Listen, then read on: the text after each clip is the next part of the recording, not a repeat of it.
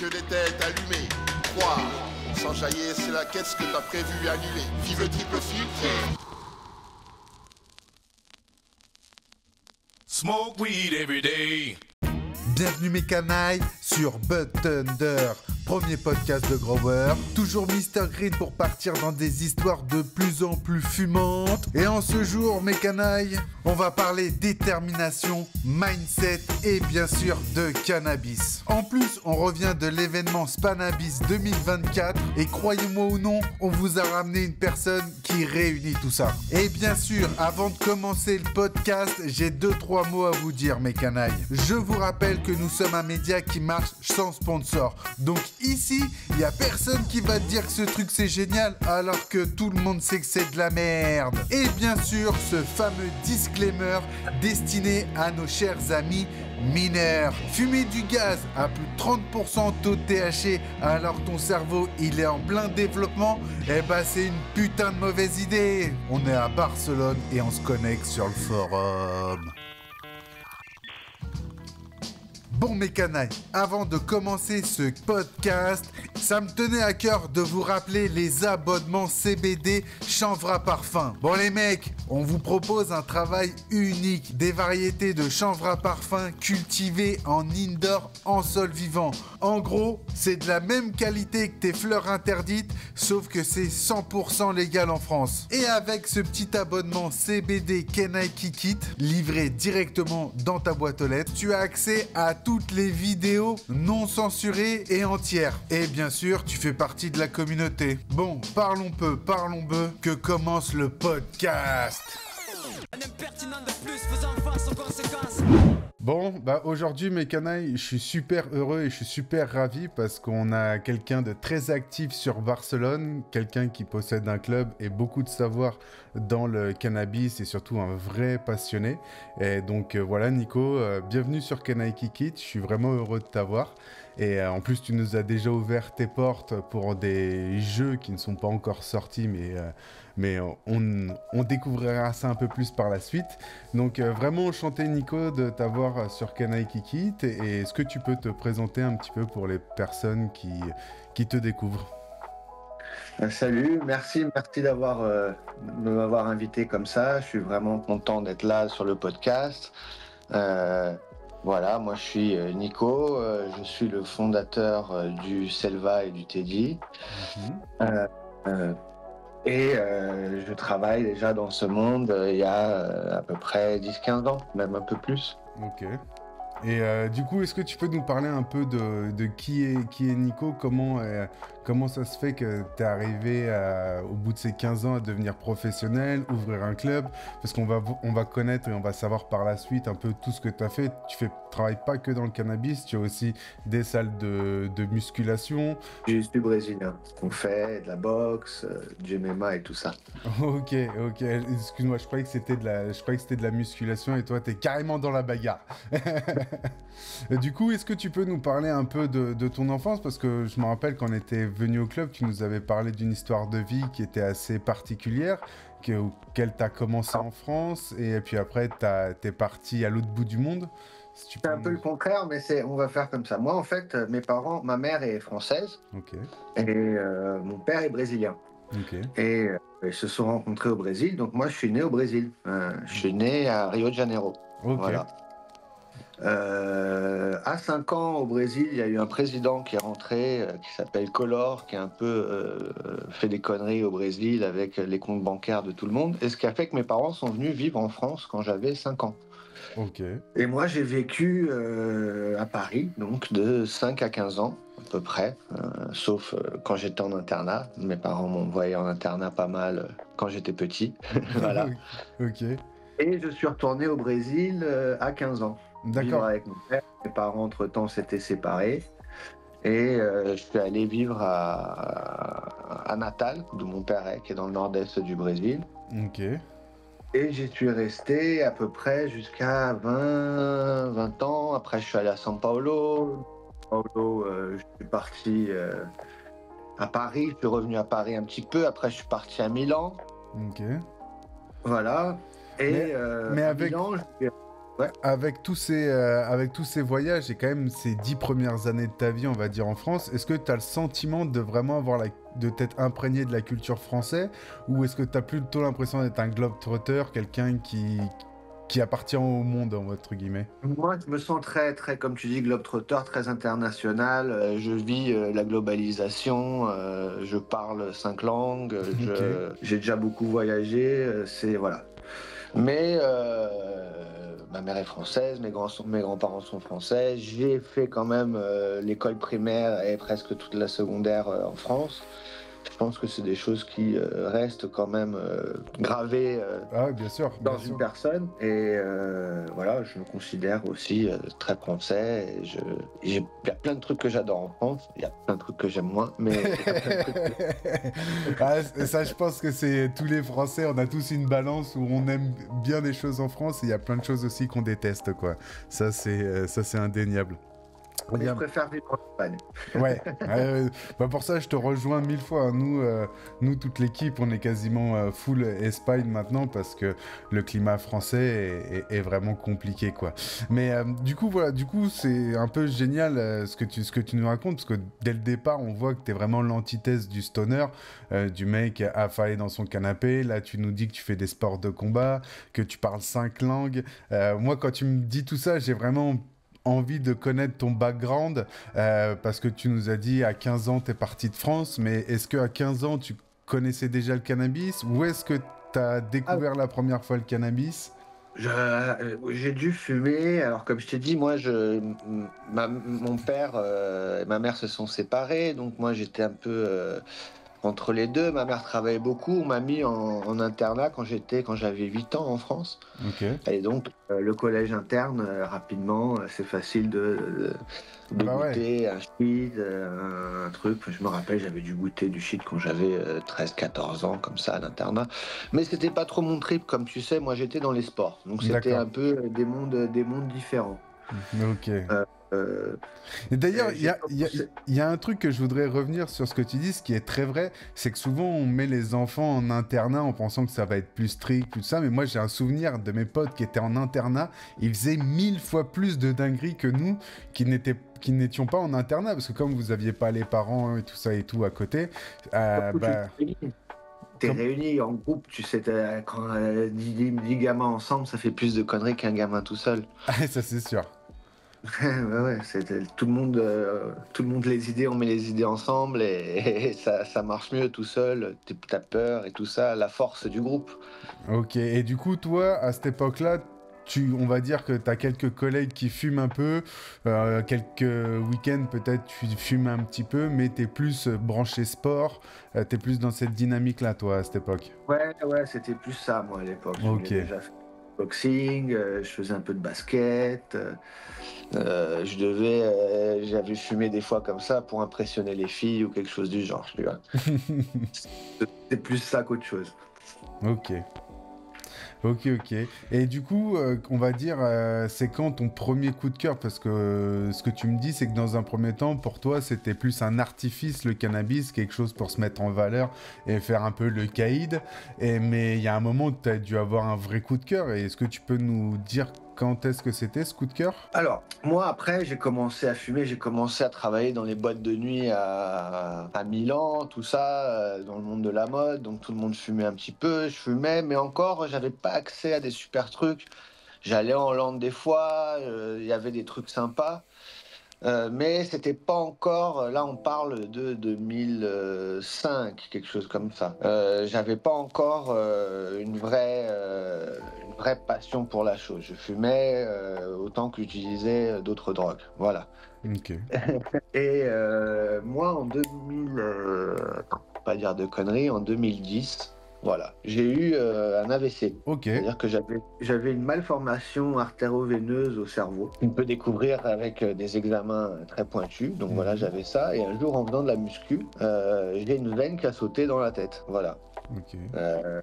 Donc ils ont appelé l'ambulance. Je suis arrivé à l'hôpital. À l'époque, j'habitais à Milan. Je suis arrivé à l'hôpital, les mecs ont vu qu'il y avait une boule de sang à l'intérieur de mon cerveau. J'ai eu des crises épileptiques pendant la nuit, donc je suis devenu épileptique après ce truc-là pendant 6 ou 7 ans. Et tu Voilà. l'as encore? Non, je ne le suis plus. Ok. Et donc voilà, et je fumais déjà à l'époque, et quand tout ça s'est passé, les premiers trucs que les médecins m'ont dit, les neurologues, c'est ne peux pas fumer en prenant des antiépileptiques. Et moi, j'avais déjà fumé tout de suite après l'accident et tout ça, et j'avais vu que ça me calmait, ça me faisait plutôt du bien par rapport aux effets des antiépileptiques. Je sais pas si tu connais le Keppra et tout ça, c'est des trucs qui te laissent un petit peu nerveux, c'est un peu... c'est pas toujours super. Ok. Et Non, donc, moi, quand j'ai dit ça à ma neurologue, elle m'a dit écoute, il vaut mieux ne pas fumer. Et même comme ça, moi, j'ai continué à fumer. Et grande chose dans ma vie, la neurologue, 6 mois après, je vais la revoir. Et puis elle me regarde, elle me dit est-ce que tu continues à fumer? Et je lui fais bah oui. Elle me fait bah écoute, je m'étais trompé. J'ai lu pas mal d'études, sur le cannabis et l'épilepsie, et il y a beaucoup de recherches qui montrent qu'effectivement ça marche. Et si tu arrêtes de fumer, je vais être obligé d'augmenter ton dosage d'antiépileptiques. incroyable. Incroyable. Donc, et puis c'était une dame de 55 ans et tout, moi un chapeau. De Et donc ça m'a un petit peu, c'est à partir de ça que je me suis un peu plus intéressé au cannabis. Je me suis fait quand même c'est quelque chose, ouais, c'est cool, c'est récréatif pour entre copains, mais aussi c'est quelque chose qui peut vraiment aider. Et moi, Ouais. dans mon cas, ça m'a vraiment aidé parce que, comme tu le disais avant, de nos jours, je ne suis plus épileptique. Mhm. Alors que dans un cadre médical, les médecins, a priori, disaient que je pouvais être épileptique pour toujours. C'est incroyable, excuse-moi de te couper, c'est incroyable ce que tu me dis parce qu'on a un parcours de vie un peu similaire. Moi, à 21 ans, j'ai fait un espèce d'AVC aussi, mais c'était pas au niveau de la tête, moi c'était au niveau de l'oreille interne. Ça s'est passé. Et je sais pas toi, mais moi je faisais des crises d'angoisse incroyables. J'arrivais plus, comme j'avais l'oreille interne qui était totalement fucked up, j'arrivais plus à me mettre debout, à avoir des repères spatio-temporels et tout. Tu vois, Non, frérot, moi, j'ai perdu pendant un an, presque un an. En fait, voilà, quand ça m'est arrivé, j'ai perdu le contrôle du côté droit. Ma main et ma jambe droite, j'avais pas très bien le contrôle, tu vois, c'était un peu mou. Ah ouais. Et puis, 4 mois après, quand finalement l'hématome s'est réduit dans mon cerveau, on m'a opéré à la Rivoisière à Paris. Mhm. Voilà, le professeur Houdard. Ils ont fait tout ça. Ils ont fait tout ça par embolisation, qui est en fait une opération qui passe par l'artère fémorale. Donc on te fait des trous là à côté de la tube Ok. et on remonte jusqu'à ton cerveau, et le docteur il opère par radio en fait dans ton cerveau. Ok. Putain. Voilà. Incroyable. Et moi, quand on m'a opéré, 4 mois après, j'avais presque repris, au bout de 3 mois, j'avais presque repris la motion du côté droit. Et au bout de 3 mois, j'ai de nouveau reperdu encore plus fort après l'opération. Donc ça fait à peu près un an sans pouvoir bien bouger mon côté droit, beaucoup de physiothérapie, Ah ouais. Mais toujours avoir fait beaucoup de sport, je pense, ça m'a beaucoup aidé à récupérer bien vite. Je me rappelle, les médecins au début, ils étaient pas très positifs sur le fait que je remarche bien un jour, ou que je puisse refaire du sport ou quoi que ce soit. Ok. Ouais, donc pour que les gens comprennent, il n'y a pas que la weed qui t'a aidé, il y a vraiment aussi ton hygiène de vie, ta façon de... Je pense. Moi, j'étais à l'hôpital, sur mon lit d'hôpital, je faisais des abdos, je sortais, j'essayais de faire des squats. Les infirmiers, ils y croyaient pas, tu vois. Ah ouais. T'es un têtu, quoi. Ouais. C'est difficile pour quelqu'un de 25 ans, tu sais, moi, j'étais à fond dans les arts martiaux, je me sentais indestructible, tu vois. Et d'un seul coup, tu vois que t'es sujet à tout autre genre de choses que... Ok. Et donc, à cette époque-là, t'as 25 ans, t'es en Italie. Pour faire un petit résumé, tu travaillais dans le monde de la nuit. Et t'étais, Ouais. comme à l'heure d'aujourd'hui, t'étais très sport, musculation et tout ça. Et même malgré ça, t'as quand même eu cet AVC-là qui t'a emmené, de ce que je comprends, vraiment très loin. Parce que t'es une perte... C'est un truc de naissance, en fait. Ok. C'est une malformation de naissance que j'avais dans le cerveau. Ouais, mais une perte, que t'aies perte quasiment de la moitié de ton corps, comme presque une hémiplégie, t'as eu. Ouais. C'est très fort quand même, quoi. Ah oui, oui, je sais. Ouais, Moi, quand je compte de nos jours, dans la salle de sport, les gens, ils croient pas. moi, dis-toi, j'avais juste du mal à me lever. J'avais des repères, j'avais perdu tous les repères, tu vois, tu vois, physique et tout ça et tout. Et déjà, je trouvais ça tellement Ah, violent, mais mais le labyrinthe, c'est chiant aussi, ton équilibre et tout ça. c'est dommage. Attends, tu peux répéter parce que ça a bugué un peu. Tu bugs Ouais, un attends, peu. on m'envoie des messages, je vais mettre sur silencieux, comme ça sonnera pas. Ce que tu me dis, c'est quand même énorme, quoi, parce que faut avoir une force mentale incroyable pour revenir de là où tu étais, quoi. Bah ouais, mais bon, moi j'avais une vie, c'était sympa, je sortais en boîte, j'avais plein de nanas autour de moi, des drogues, c'était plutôt cool pour un jeune de 25 ans, donc j'avais vraiment envie de revenir à ça, j'avais envie de m'en sortir, quoi. Ok. Donc on peut constater que t'es un bon fêtard, quoi.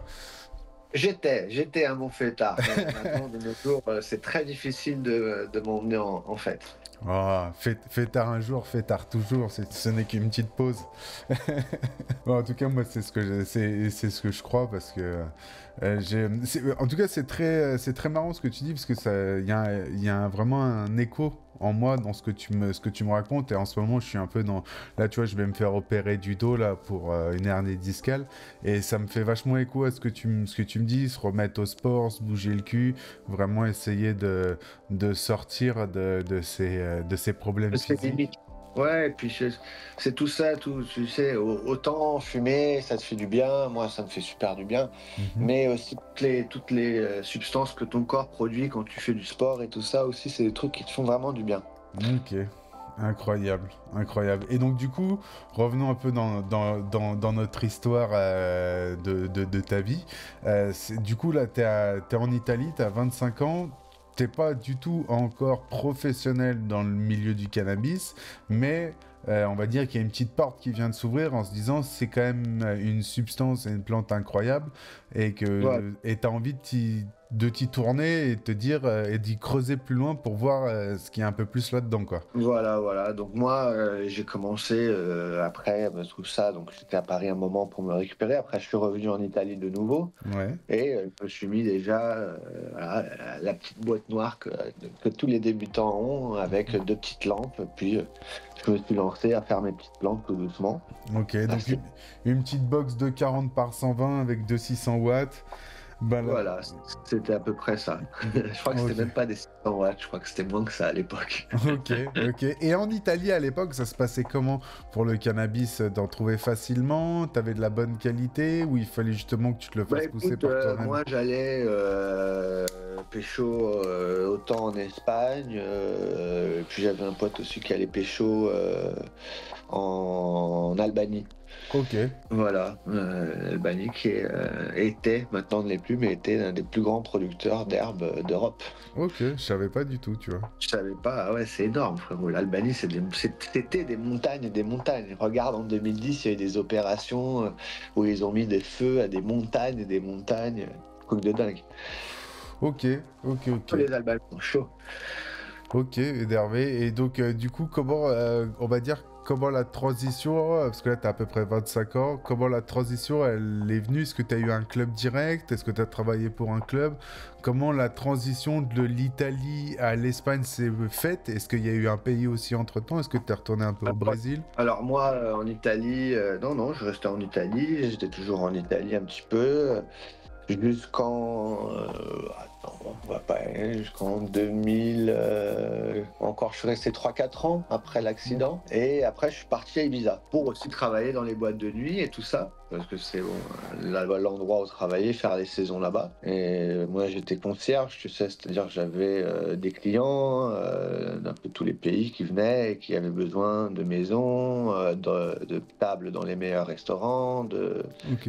sécurité, de filles, etc. Voilà. On voit. Je faisais ça et par un grand hasard, mon voisin, c'était Milo de Ok. Original Buddha Cheese. Ok. Voilà. Ça c'est les bons voisins à avoir. Quoi? Je dis ça, c'est les bons voisins à avoir, ça. Ah, c'était les bons voisins. D'un seul coup, je regarde la maison à côté, mec, il y a des trucs, des plans, des trucs de cheese énormes et tout. Le mec super sympa, un anglais super sympa, on s'est super bien entendu. Et c'est là où je me suis vraiment mis dedans, parce que lui, il était à l'époque à faire du BHO, à faire du breeding, enfin, il faisait tout, quoi, déjà. Et moi, j'étais là, émerveillé à voir tout ça, ce monde incroyable du cannabis. Du coup, est-ce que Milo, c'est celui, donc celui qui a fait la Big Buddha Cheese, est-ce que c'est celui qui t'a donné un peu envie Oui. et qui t'a ouvert cette petite fenêtre où, regarde, il y a du cannabis vraiment haut de gamme, parce que lui, c'était de la UK Cheese, c'était des trucs qui devaient Surtout qu'il me l'a fait comprendre, c'est-à-dire avant, j'allais à Meda, j'allais déjà aussi au premier club à Barcelone, je venais et tout, mais je comprenais ce qui était très bon. Ouais. Mais sans avoir quelqu'un qui me l'a vraiment expliqué de manière approfondie. Comme un avant, c'était un professeur. peu c'est moi qui avais appris tout seul, quoi. Ouais, donc ça a été un peu ton premier professeur, quelque part. Voilà. Ok, bah putain. Beau, joli pour un premier professeur. Hein. Joli. Ok, et donc du coup, arrivé à Ibiza, tu te rends compte que ton voisin, il fait des arbres avec de la UK cheese. Tu dois ressentir, il doit te faire goûter des trucs incroyables pour l'époque. Voilà. Du coup, c'est vraiment ce moment-là où t'as un amour pour le cannabis qui arrive, quoi. Voilà, avec ça. Et puis l'accident, déjà, qui était un truc où je m'y étais intéressé beaucoup plus, à comprendre ce que c'était du THC, du CBD, etc. Ok. Moi-même, j'avais essayé de faire des BHO et exploser mon appartement à Milan une ou deux fois. Ouais, c'est sûr. Bah, c'est sûr qu'il y a eu beaucoup de problèmes de filtration et tout ça quand tu fais des extractions en open comme on avait à l'époque, où c'était juste un tube, on mettait la bouteille de gaz au cul et on récupérait le liquide. Valait mieux pas qu'il y ait d'étincelles autour. Si t'avais de la chance, il y avait les petits filtres, sinon tu mettais un filtre à café. Ouais, là, c'était dur.